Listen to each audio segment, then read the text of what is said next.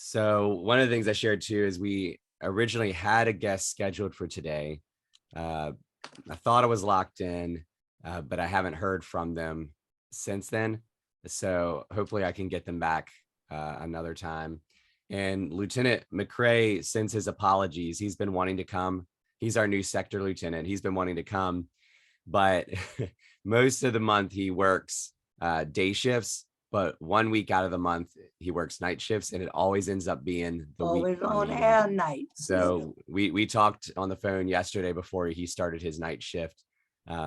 He's like, I'd love to come, but I'm gonna get off at 5 a.m. and I'm gonna be going to sleep. I'm like, I'd rather you go to sleep than come in the meeting if you've been working a Yes, night shift. So but he ought to think in terms of somebody to replace him.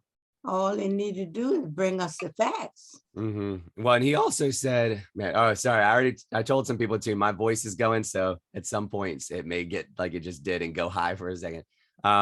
He also said for us to feel free if we have questions, concerns, we can send them and he can answer them. And I also told him, if he can't make it, if he can't get somebody, if he ever wanted to just record himself giving an update, like I can always play that, right? So That's a we'll see. possibility. But he would like to join.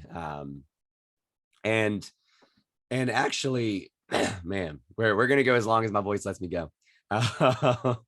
And hey, Myra, good to. Well, I don't see you yet, but I assume you can hear me. So thanks for joining.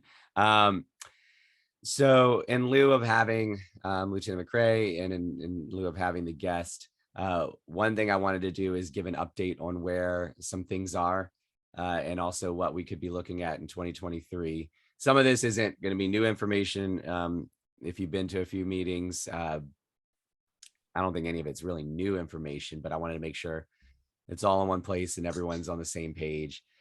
So first, one thing that we've been talking about is eventually we will be in person. I have never, as president, been able to be at an in-person meeting. The last in-person meeting was the one that I was elected, and then after that we were in pandemic mode. I So think it's time. it's time. I've been in touch with folks just to kind of keep track of where individually people are. Would people feel comfortable with coming back in? And of course it was like back and forth for 2 years. We could have met earlier, but then things would change again. And so but that tied with there was a lot of people who just weren't ready to be in person yet. I was fine with holding off until there was enough buy-in for it. And I think we have enough buy-in now, but either way, one thing that, and I've shared this before, but one thing that I would like to do is do a hybrid meeting. So it would be primarily in person, but I would still have the Zoom set up so that if somebody couldn't make it, they could. And really, like, my personal feeling is, insofar as somebody doesn't have like a funeral they have to go to or something like that, if the Zoom makes it possible to join, even if you're limited in some ways, like if you're like, oh, it takes a while to get ready, or I got the kids, or I've got some projects around the house I got to do, you just have the Zoom up. So I like having that option available so that somebody who couldn't physically be there for great reasons or whatever reasons can do that. But the other nice thing about Zoom is it allows me to record it and then put that on the New Vision's YouTube page so that we can always go back to these meetings. And anybody who misses it can actually experience it and hear the tone in somebody's voice, or the little bits and pieces that could be missed otherwise. And so that's my plan, is to do a hybrid meeting. The trick is to figure out where. So we've been in a few places in New Vision's history. We've been in the church caddy corner to me. We were at the library for a long time. We were at the Sarah Garland Jones Center. And there are pros and cons to each of the things. And so I wanted to share a few of the options that I've looked into and what we need to do in order to move forward from there. So first, with the library, there's a lot of great things about the library. One, Adam has been talking to Ms. Thompson. He's also been talking to me. He would really love to have New Visions back. and he is a great community partner. I mean, he's been involved in a lot of things. So I love the idea of supporting the library and supporting him. Um, and they've got that meeting room. It is a well-known and accessible space. I mean, most people feel comfortable walking into a library, right? They're not going to feel weird doing that. So there's a lot of really good things about it. The downsides, one, they don't open until 10. And so if we wanted to continue with Saturday morning, they wouldn't be able to accommodate 9. Now, there is no great day or time. There's no perfect day or time, right? Some people, it can't be during the week because it's busy with work, so it needs to be the weekend. Other people, it's like, no, I've been busy with work. The weekend is for me. There's no great time, but I do know with Saturday morning, I would have concerns about going any later, because it's one thing if you're first thing Saturday morning, but once you start to get into the later morning, that's when people's plans really start to kick in. And so we've struggled with attendance for years. Like even before the pandemic, we've struggled with attendance. And so I want to make sure not to do anything to push that some more. So that's one of the tricky things. Also, they don't have anything set up to make doing something like this really easy and user friendly. So if we did with Zoom, I would just have to probably just have my computer. Maybe they have a TV I can roll in and connect it to that or something like that. But so that's the library. Sarah Garland Jones Center. There's a lot of, oh yeah, go ahead. They do have a projector in the screen. I remember the last time I was there. Yeah. So And I think I you think can do it. I yeah, think go if ahead. you could do a PowerPoint presentation on the screen, you should be able to project your Zoom on the screen. Yeah. So I guess to clarify more, I'll compare it to the Sarah Garland Jones Center, because yes, you're right. We could definitely have it up on something. What they don't have that something like the Sarah Garland Jones Center or the VCU Health Hub have is they've actually got it rigged for Zoom. So what they have is that camera that's set up where the screen is. They've got microphones in the room. And so what happens is, rather than it just being, a computer and a screen, the individuals can actually feel like they're part of the meeting and actually participate because they're speakers as well. So the meetings that I've gone to at the VCU Health Hub, that's how they have it happening usually, is everybody else is around the table. The TV is like an extra person around the table, and they can chime in and you can hear them well. They can see everyone. It's not a perfect thing, but it makes it a little better. What are the hours at VCU? Do they have Saturday hours? So yeah, I'll jump to VCU then. No, that was the unfortunate thing. I really liked a lot about a lot about the VCU Health Hub. Great space. I like the idea of supporting them as well, because they're doing a lot of great things that people just don't know about. So getting people to actually step into their facility for our meeting would allow them to also find out, oh, this is also what's happening in this space. They've got the Zoom thing. They can actually extend and shrink their room depending on the size, but they don't do Saturdays. So with both the library and the VCU Health Hub, we would have to figure out, we would have to look at times, and I'll come back to that in a second because I want to talk about that a little more. Sarah Garland Jones Center, there's a lot of great things about that. We can support the Front Porch Cafe. Sarah Garland Jones Center is a good thing for people to know about. They've got the streaming capacity. They've been able to accommodate our 9 a.m. Saturday time. My big issue with Sarah Garland Jones Center is it's not in our geographic footprint. And that's always been it's not a deal breaker for me, but my preference would be for us to meet in the New Visions footprint for a lot of reasons. One, it just makes sense. If we're talking about New Visions, let's be in the New Visions neighborhood. But two, the further we are, the more difficult it makes it for someone who doesn't have transportation to be able to attend. And so that's a possibility. I haven't been in touch with them directly yet because I wanted to explore these other options. But that would be contingent too on if that time's available. And then there's other spaces, like I know the Market at 25th has a community room. I know there are churches that have spaces. And so I think there's a number of options for places that we could go. And the key is figure out what are some of the most important things? Like, how important is the geography of it, where it is? How important is it to be, have technological things in place? But the last thing I'll say, and then I want to open it up to the floor, and then I can stop talking for a little bit, is over the last couple of years, I put it out there a few times just to gauge how people feel about time. And so I'm going to do that once more. I'm going to try to find a really simple and clear survey, or try to create a very simple survey to gauge less. Basically, the question I want to ask is, what are the days and times that New Visions could happen that would make it more likely that you would attend? Because the reality is, again, people haven't been attending for years now. And if time is a piece of that, then I want to be open to finding a time that would work for the most people. And so y'all could keep an eye out for that. But I want to do it such a way that somebody could communicate, yeah, here are the days that work and here are the times that work. But yeah, so I just put out a lot of information. So I'm going to open the floor and drink some warm, hot, maybe it's cold now, coffee. So let me hear your thoughts. We've been doing it on Saturdays for so long. Mm-hmm. So, I mean, to me, this is That's a footprint. yeah. Mm-hmm. Yeah. I mean, I think if people want to come, they're gonna come, regardless of what time it is.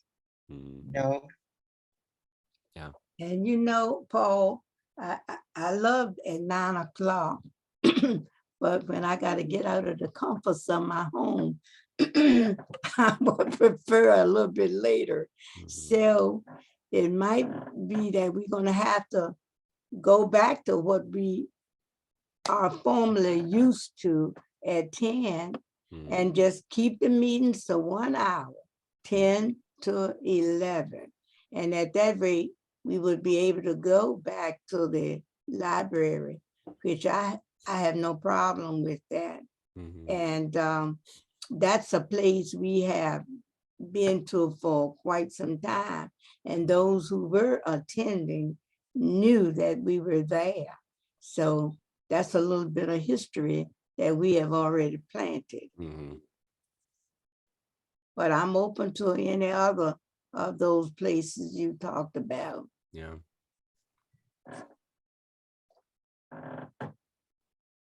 Yeah.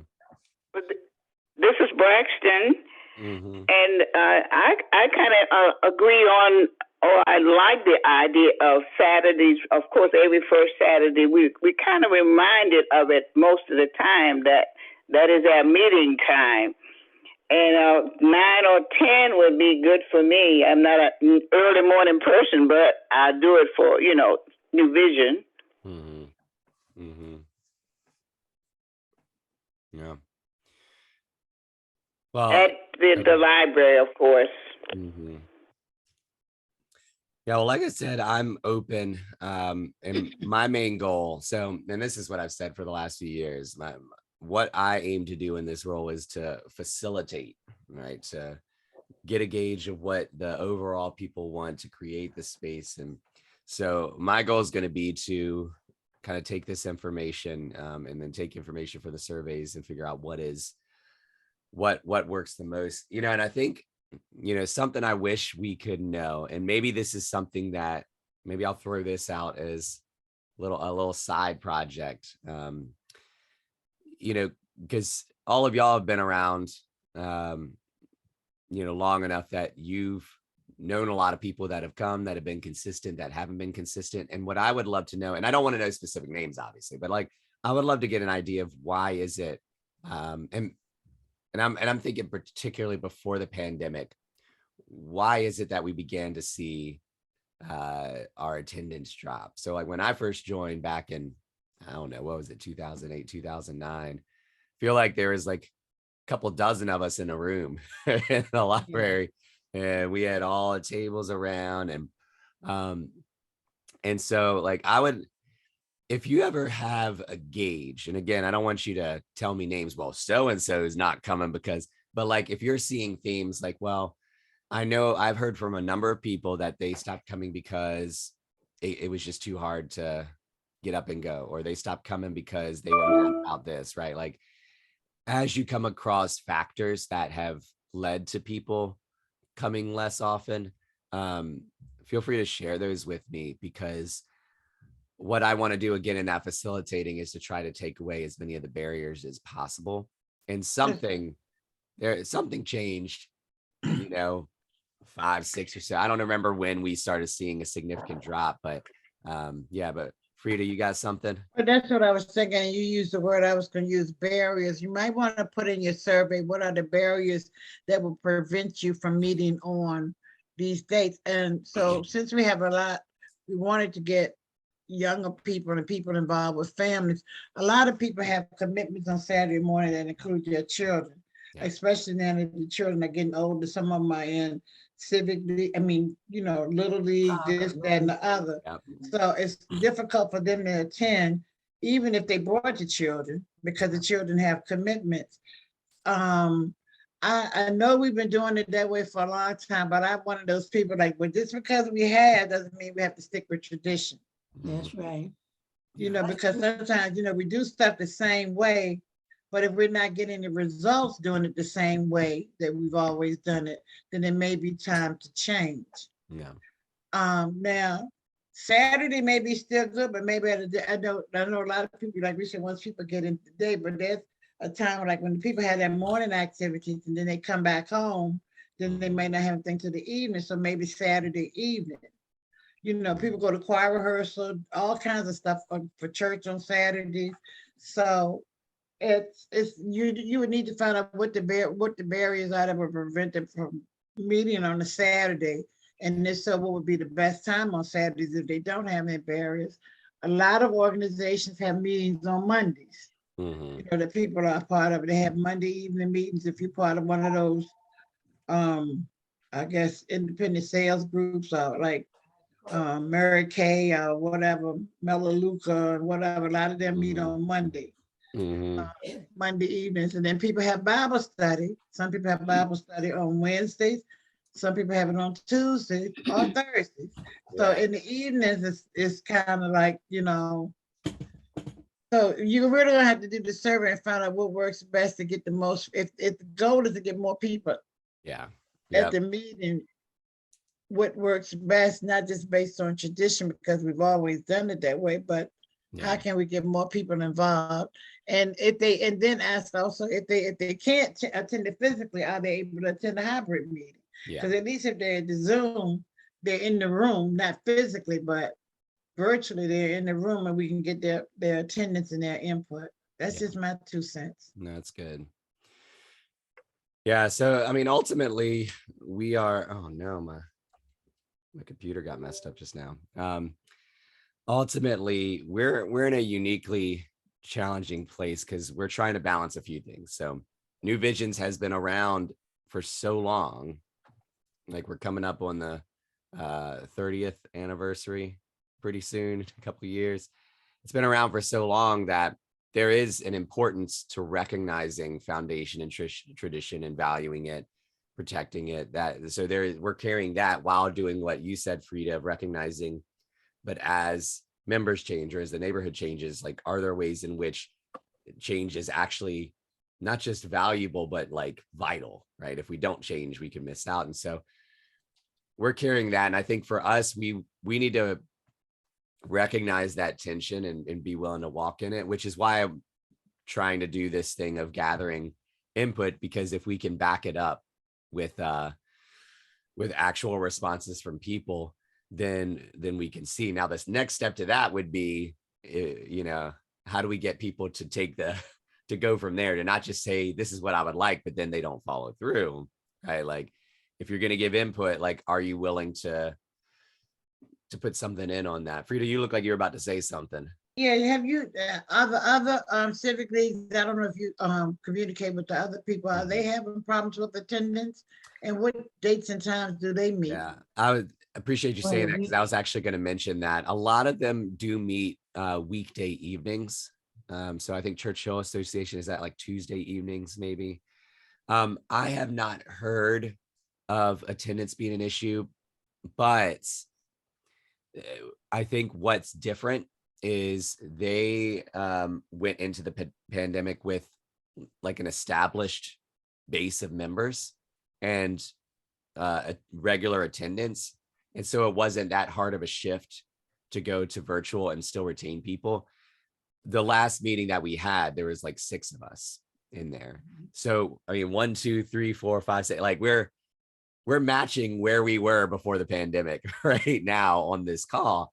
And so, you know, it's, while it might not be impossible to maintain during the pandemic, it can be very hard to grow during a pandemic. And that was our problem, is we were already in a very, very small state, and coming into the pandemic and with a total shift in leadership and all that kind of stuff, I think that's why we're in a different spot. And it's fine. It is what it is. But actually that brings me to the other thing that I wanted to mention is we've known for a long time that regardless of the fact that New Visions has been going for 3 decades, there are always people that don't know about New Visions. And so we used to do the trash pickup and then like let people know, have the flyers, things like that. I've sent groups out to do surveys before, and but letting people know is something that I've been thinking about for a while. And we've had some pretty hefty obstacles to that over the last 2 years, because I actually wanted to do this 2 years ago. But one thing that we want to do, and I've been talking to Sunny and Sheena about this, is there's a way to very affordably not just get postcards mailed, but automatically mailed out to a geographic footprint. And so what I would love to do is create a very simple, straightforward New Visions postcard, something that is visually aesthetic enough that it's not gonna be something somebody just throws away, but also something that has some life to it. So I don't want to put come to our next meeting on January something, because then, so something simple that directs them to the website. But basically all that is going to be is a way to basically tell people, hey, we exist. And here is how you can learn about us and connect with us, and hope that that will bring people in. Because so that's one piece, is awareness. But the other piece is that we really, at the end of the day, and Miss T, I'm thinking about you when I say this, because this is something you talked about a lot. Like at the end of the day, we're talking about commitment. Rita, you said this too earlier. You were saying, if people want to come, they're going to come.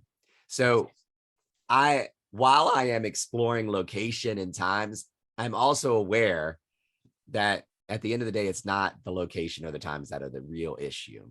Those can be obstacles. But what we have had for several years is a lessening of folks that are basically saying, I am committed to New Visions. Like I believe in what New Vision stands for, and I want to support him.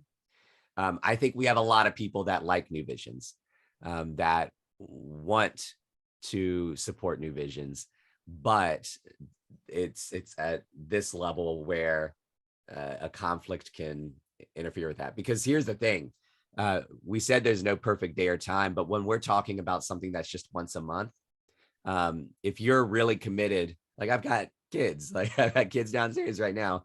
There are times where it's actually an inconvenience for me to come, but I know every first Saturday, like I'm going to prioritize that.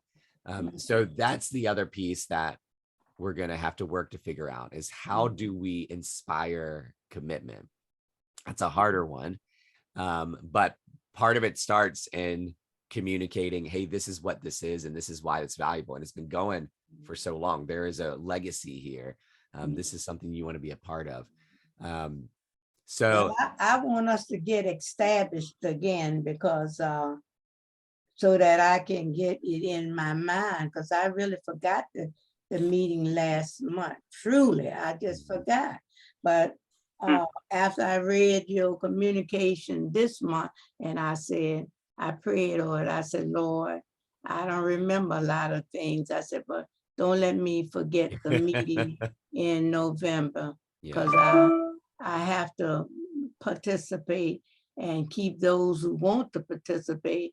I want to keep them encouraged. Yeah. So that's why I just want to get to some established date, time, and what have you.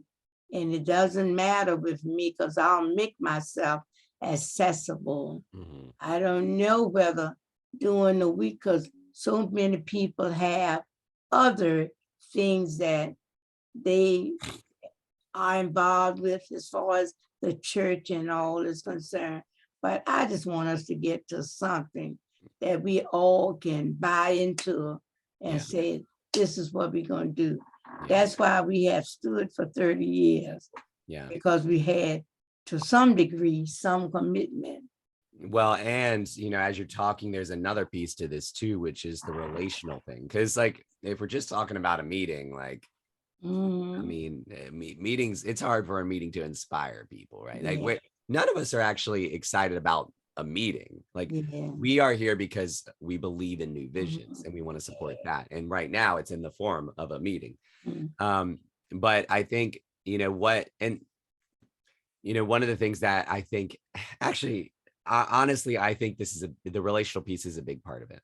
I really do think that's a big part of it, because one thing, obviously the pandemic caused separation and we lose that relational connection. Because when you are seeing somebody in person, there's an accountability that comes with that. That's There's an right. excitement about seeing someone. If you're not That's connecting, right. you lose that. But what's Yeah. unique about our neighborhood is, I think one of the factors why we started seeing a decline in attendance prior is our neighborhood's been transitioning a lot, like significantly over the past years.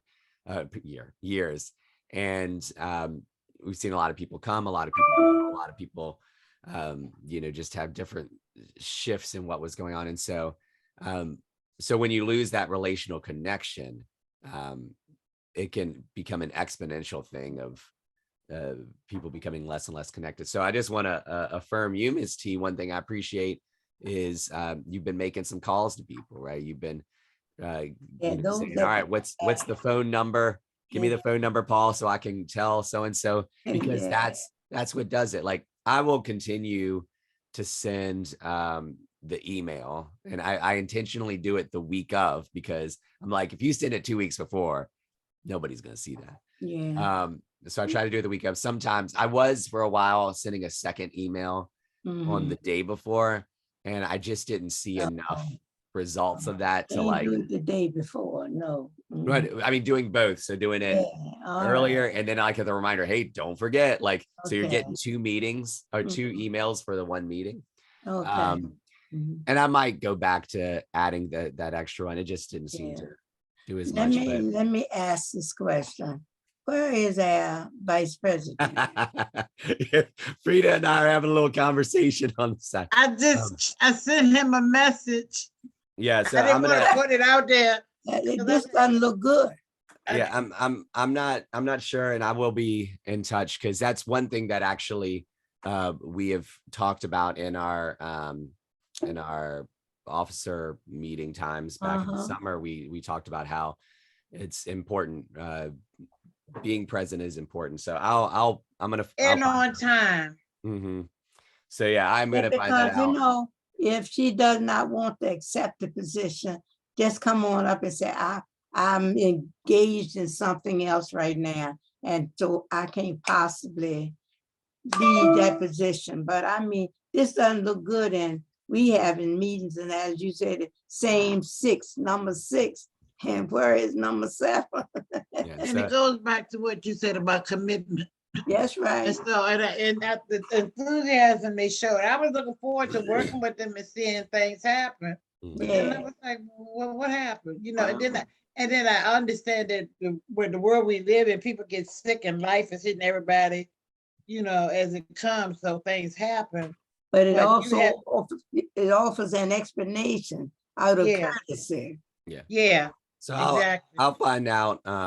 Yeah, because you're right, Frida. Like you never really know what's going on, and so No, I'll find that out. But actually, that us saying that reminds me of something else that I wanted to mention. So one thing when I started out, I had a bunch of questions that I was asking, and I was asking Sean, and one of them was, "Hey, like, are we officially like, do we have official nonprofit status? Do we have 501c3? Like, are we tax exempt? Like, what are these? What's the situation?" He wasn't sure. He was going to try no, to find out. no, we have Long story never short, pursued that. say what? We have never pursued Well, that. actually, we have. We have. So We did, but we I didn't that's finish it. yeah. So I want Oh, to give a shout out One of to them starters. yeah. I want to give out one thing I want to shout out to Sheena about is she actually put some work in to find out what that status was. And so actually I'm going to pull that out real quick. So she did some research and so we were talking a few weeks ago. Where is it? There it Well, is. that's Okay. news to me. So it actually we formed as a nonprofit, the New Vision Civic League of East End, in November 8th of 2016. All right, so we're looking at 6 years ago. But it was terminated. There was an auto termination because in order to upkeep that, you have to do an annual report and you have to pay fees. So John actually was the one that set this He up. was the one that set it up. Yeah. So But that's a project that Sheena has been working on, and we've been exploring.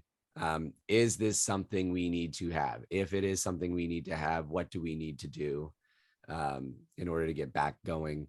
And so I did want to give that update too. That's something I'm happy to finally get answers to that, because no one seemed to know. And we've just, we had, after Miss T, we had 2 presidents between Miss T and I. And so there's a lot that can be lost in the mix. well, Rita being the secretary, did you know anything about that, Rita? About what? That John had applied for the No, I didn't know. I didn't know that either. Mm-mm. I didn't either, but I know we had talked about it years ago, Mhm. Mrs. T, when Douglas Dunlap. Yeah. I remember we were talking about doing it, but it was a lot involved. That was back probably in 2007, 2008, Yeah. maybe. That- But that's the last I heard That's about it. way back there. Yeah. Yeah. Mhm. And But I that's know good possibility for us to proceed. yeah. And so I do want to get a better idea of what are the pros and cons of Mhm. having that. Like you said, it's a lot of work to get and upkeep. And so what are we getting out of doing that? And is it makes sense for where we are? So Mhm. realistically, where we are right now is half a dozen people connecting each month to talk about the neighborhood. You don't need to be a nonprofit to do that, but there are limitations, right? So there are limits to how we can receive money, for example. Yeah, that's right. We can receive dues, whether or Mhm. not you are an official tax exempt nonprofit entity, right? That's right. Now there may be ways to do dues, but they're not called dues, and it's just like it's a gift. It's a and so it has a different thing, but we can't force it or enforce it or anything like that. Or if we feel like we need dues, then it might mean we have to do this set of things. And so anyway, Sheena's looking into those things because But Paul, yeah. the in-kind service just ain't gonna work right now. Say what? The in-kind services are just not gonna work right now. Mm, I think everybody need to put your grandma said, every tub ought to be able to stand on its own bottom. mhm. And whatever we assess for donation, that's what we need to establish right now until we get some funds really under our belt. We in-kind services are fine, but I feel, as far as I'm concerned, that's what you do as president, in-kind services. So the I'm not getting members who paid. want to be, the members who want to be a part of it, I feel that each one of us gives something towards in-kind services, but I think you need to pay your dues too. I'm adamant about that. And so that's what we need to do. And we need to be talking about that so we get going at least by the first of the year. I know I'm a member of a fellowship that's an LLC, a nonprofit, and the board members pay dues annually. Okay, And Yeah. even on the board with nonprofits, the expectation is that you do, like Ms. Thompson said, the in-kind services, but you give monetary donations. So when they have fundraisers, they had an expectation that the board members or the people involved would also give money. And these are the same people who go to the meetings, vote on different things, and are president accounted for when they have events and stuff. So it's all of it, like Mrs. T said, in kind, money. Put your money where your mouth is or where you are. And that's a good way to put it. Yeah, so there is, and here's the thing with dues. Realistically, we haven't really gotten dues in like 7 years. No. 7 years. Or so. Oh, that's right. That's how long it's been. So Ms. this Braxton can question tell of you about dues that. is a hefty one, and is I think there's many factors to it. So one of the things that I mentioned, and Ms. T and I were talking about this recently, you know, like I talked about, I want to find ways to, where I see barriers, how can I take barriers out? And so one of the barriers is, you know, there were many times where I would show up to a meeting and be like, man, I didn't bring cash or a checkbook again. All right, I'll talk to Ms. Braxton next month. And then the next month I'd forget again. So that's one thing that Sunny's actually been working on, is adding an additional option. So giving by cash is always still an option. You know, giving a check to Ms. Roots is always still an option. But we wanted to add a third option where if somebody wanted to give, but didn't have their checkbook, didn't have cash, that they could give through PayPal, which is a safe route to go. And so my hope is actually that when we do reinstate whatever the expectation is around dues, that takes out at least one of the big barriers to someone giving. Like, because before it was, well, I have to wait till the next meeting. Now it's like, no, actually, I can put it in the email, like, click here to pay now if you want. And realistically too, the other thing I would do is possibly add a fourth option, which is all of our banks now have the capacity to pay somebody through the bank itself. Like, you can go on to Wells Fargo and all you need is the name and the address, and it can send a check for you. So I think what ultimately what we want to eliminate when we do land on what it's going to look like is some of those bigger excuses, and say, well, we took care of that for you. Now it's not an issue. Now it's just a question of, do you want to contribute or not?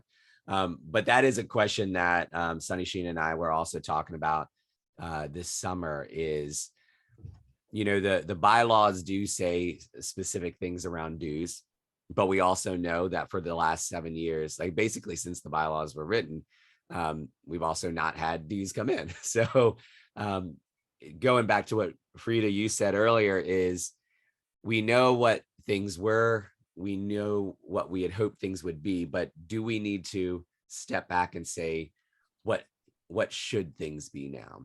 So do we call them dues? Do we call them something else? Do we expect them, or all they're voluntary? One thing we talked about is maybe they are not a requirement to engage with New Visions, but if you want to be able to vote, if you want to be able to you know, contribute in that way, or benefit from like the Remembrance Fund or something like that, then you need to be a contributing member, right? So like that's one thing we talked about. Contributing member. That's right.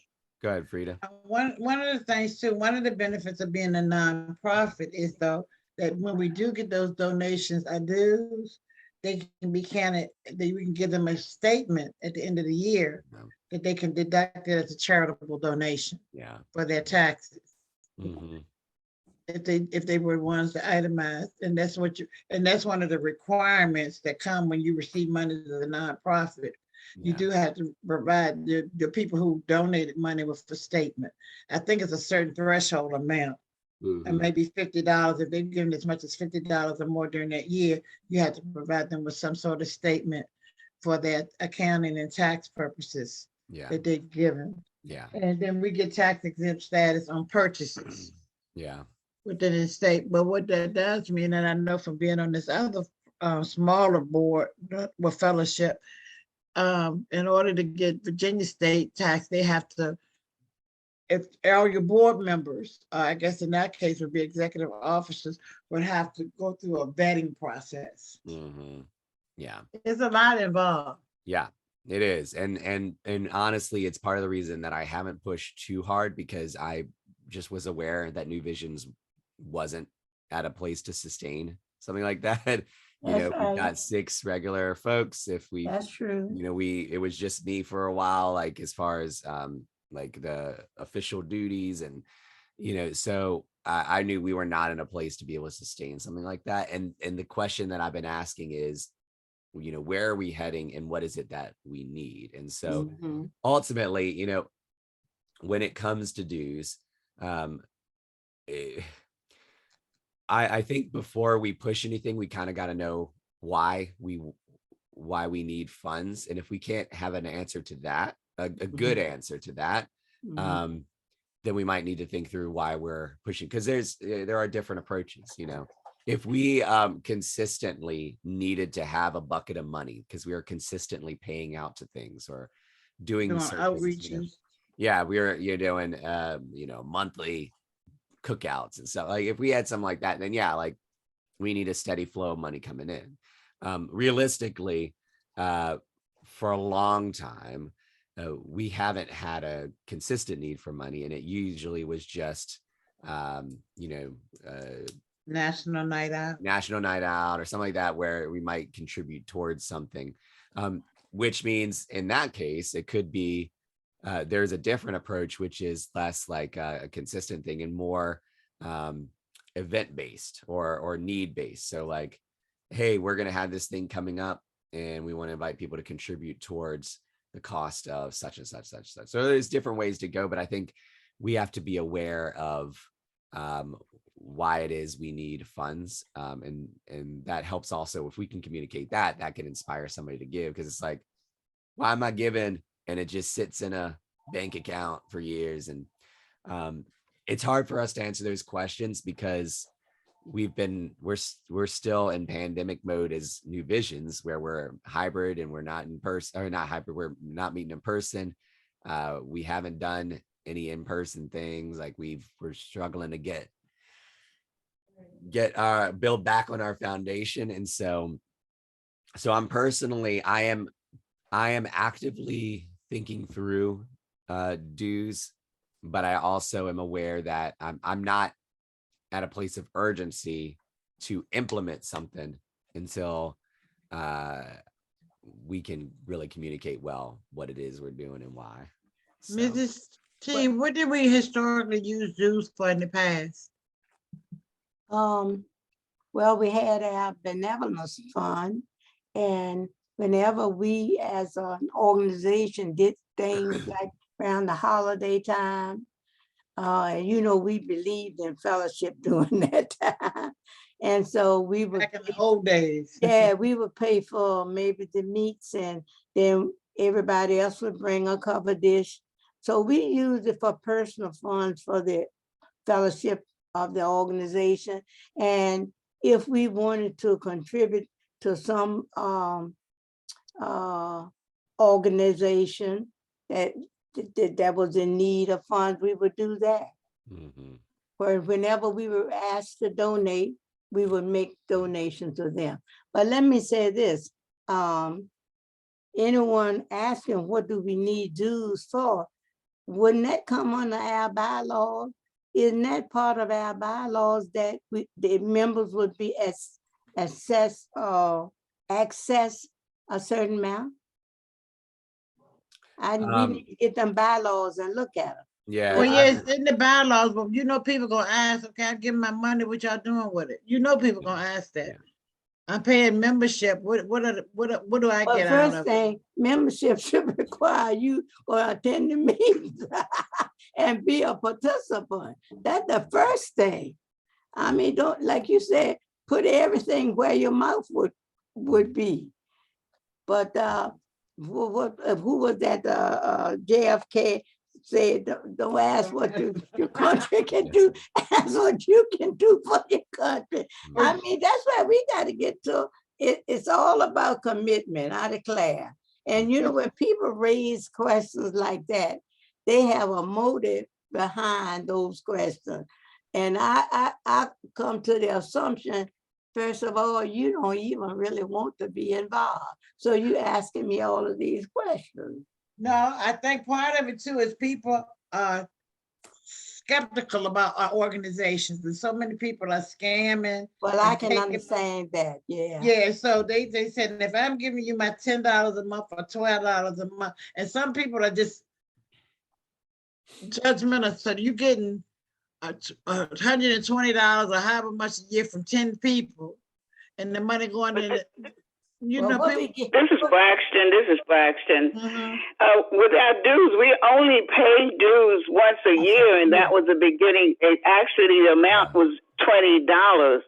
I mean, it wasn't a thing that we paid dues every month that we Right. met. Dues were only paid once, $20 per person, or couples with $35 membership.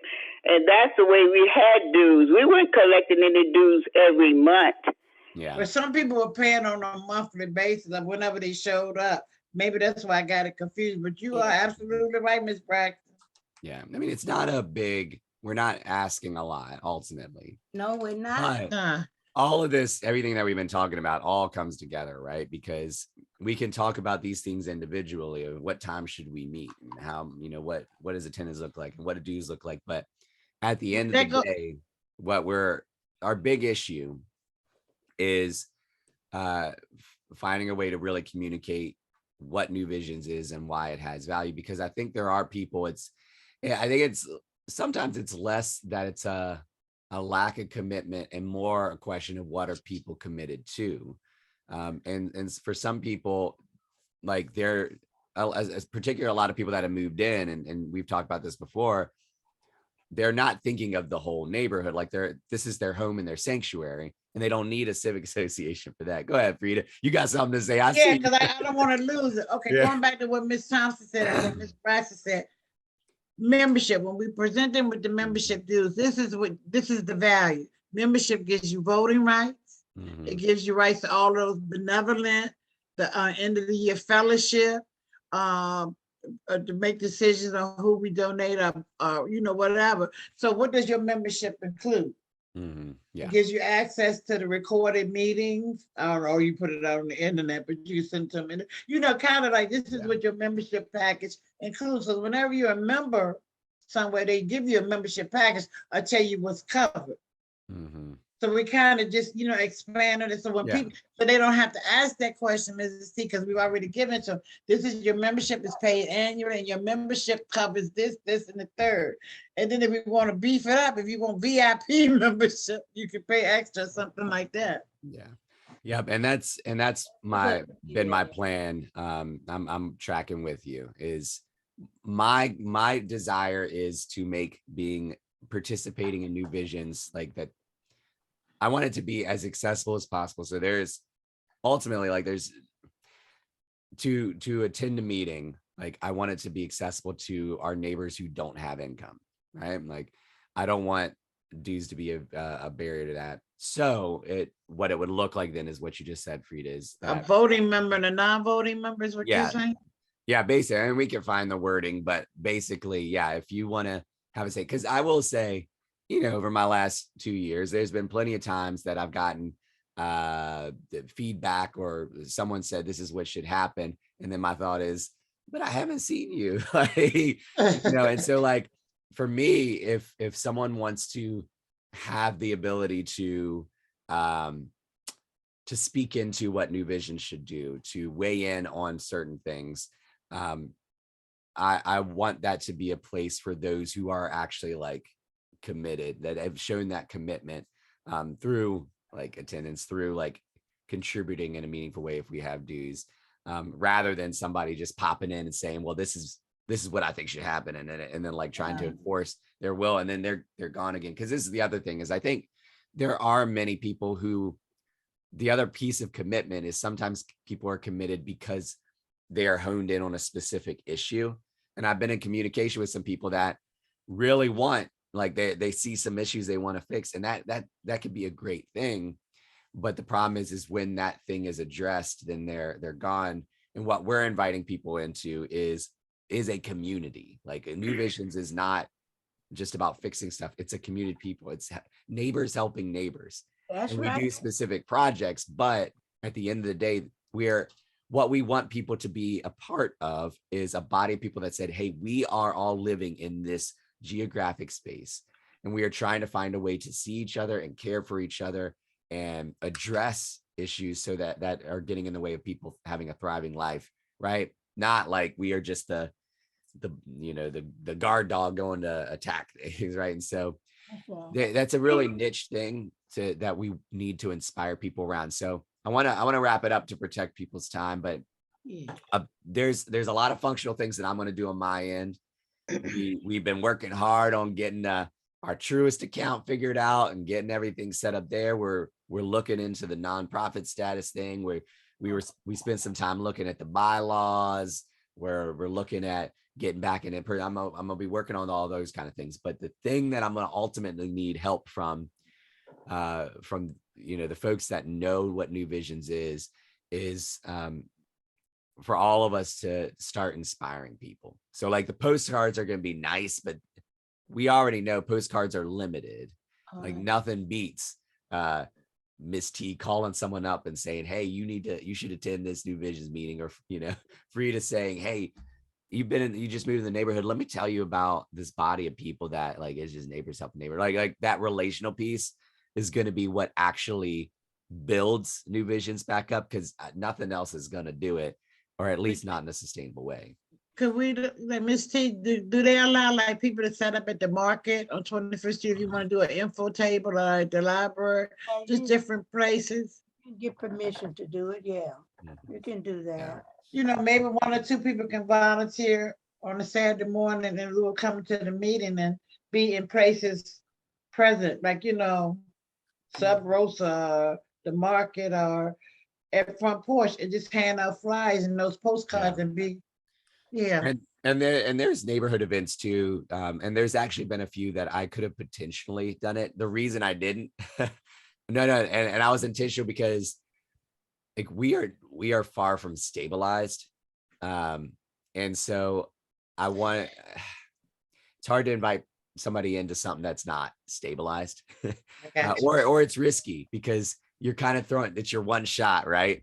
Your one shot, say, hey, come check out New Visions. They come, and it's like, man, it was just me and Paul and two other some people, little old ladies.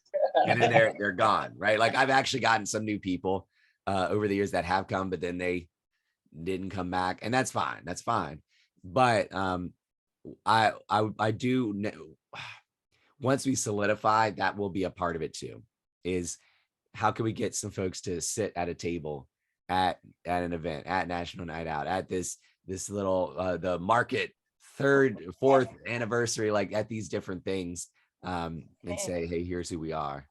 And I think that let me say this, that maybe because we have a cross section of people coming to the market, and we really are trying to involve the persons who basically fall in our boundaries, right or wrong. So but we don't restrict them, though.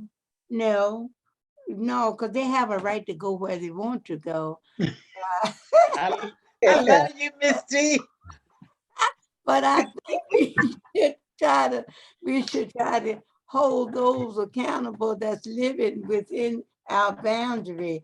So maybe setting up a table at the library would be just really idea, even though people come from all over Church Hill to go to the library, but I think we would be more or less geared to people who are right in the direct community. What you think?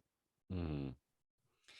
Well, I the mean, I think- library's not but a block away from the market. I don't have no Yeah, problem with but that. everybody come to the market from out there in the public housing and Whitcomb Court and, Yeah. you know, all around like that. They come Yeah. from all over. Isn't Mosby Court included in that boundary?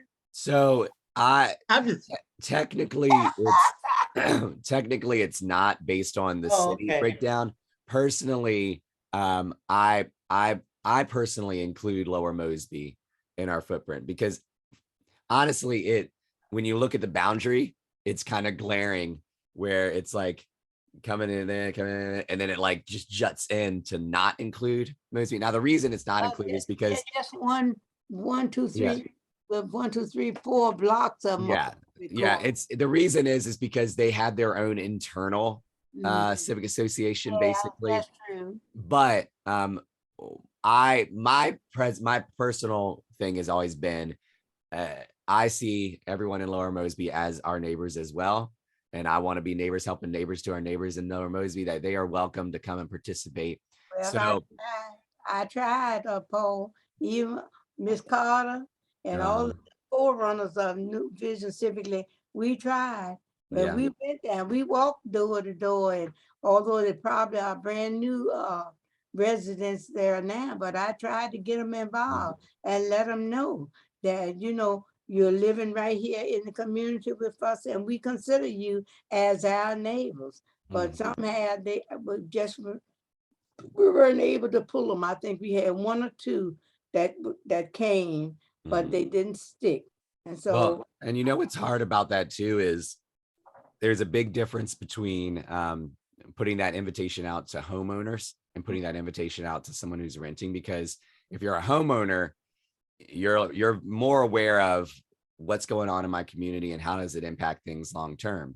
If you're renting, it's like, I mean, I care about that, but I might not be here next year. that's true. So you know, there's a lot of things, but we could keep on talking, but it's 10:03 and somebody said earlier we got to keep it to an hour. And my voice is telling me we gotta go. Well, But this was good. I'm glad we were able to talk, and also that it's recorded so that you know, we can come back to it. And okay. but I'm risky putting this out there. Any final words anyone needs to say before we go? No. I sent everybody a message. I thought it was a good meeting and discussion. Yeah, Thank you. it was like old times. I enjoyed the fellowship. Well, there you go. See, that's what we got to tell people. You're gonna enjoy it. You're going to Yeah, it was good hearing from Miss Braxton. I know Myra's on the phone. And of Good. course, Rita. Yeah. All right, y'all. Well, hey, you go. Now that you're up and awake, go enjoy the day.